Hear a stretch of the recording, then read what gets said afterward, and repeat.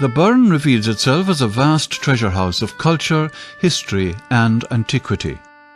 How better to describe this extraordinary landscape and the diverse wealth and extent of its built heritage, a legacy in stone which offers a wonderful illustration of over 6,000 years of human endeavour on this remote rocky outpost at the edge of the European continent.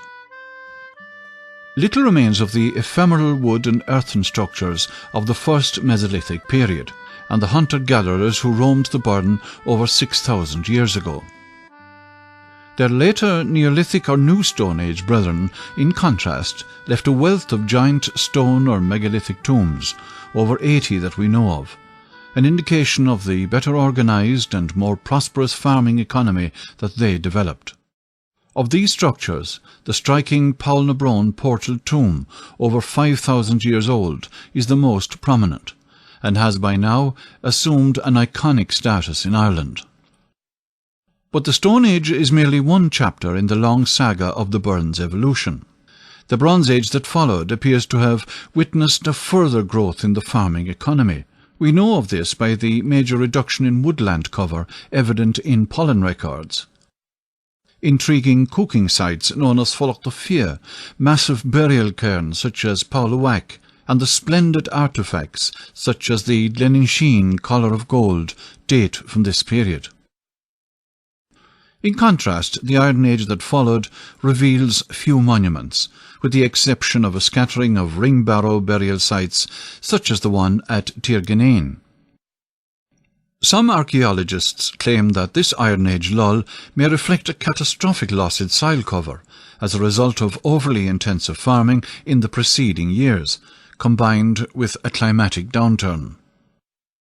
Prosperity appears to have returned to the Burren in the early Christian period with the introduction of new farming techniques, in particular advances in dairying and cheese production. The milk cow became the unit of status and wealth and was protected from wolves and thieves by the construction of massive circular stone and earthen forts, and later by walled bawns built around medieval castles. This religious upheaval spawned a period of great ecclesiastical construction, with significant sites such as the churches of Uchtmama, the Cistercian Abbey of Corchamroe, and the Cathedral and High Crosses of Kilfenora, and the Round Tower of Kilmacdua, all being built during this period. Following this, in the medieval period, the tower house or castle gained prominence as the homes of the ruling classes, such as the O'Loughlin's and the O'Briens. Over 20 of these tower houses can be found in the Burren, mainly located along strategic trading routes, including the famous Lamina Castle built in 1490 AD, and several circular tower houses. According to early records, this was a time marked by numerous attacks by raiding parties intent on plundering the Burren's agricultural wealth. The ebb and flow of the human relationship with the Burren reached a new and calamitous low during the famine period in the mid-19th century, when thousands died.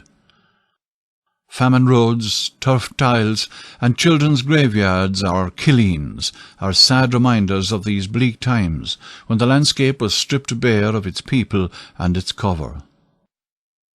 Things would eventually improve with the redistribution of lands and a resurgence in agriculture, aided by international trade and state supports, but the memory of this tragic period lingers to this day. The story of the Burren and its people is a fascinating one, beautifully illustrated by the many layers of different monuments which are found throughout the region. The richness of the Burren's built heritage can also be attributed to the fact that farmers were always attracted to the light, dry grazing lands of the Burren, and they also had at their disposal ample building material in the region's rich supplies of durable limestone.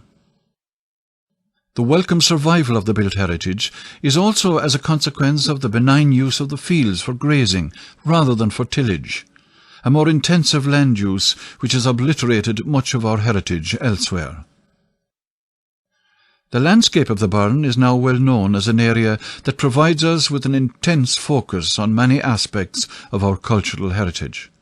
Yet recent research indicates that less than half of the Burren's important sites have been mapped, suggesting that perhaps we have greatly underestimated the significance of this resource.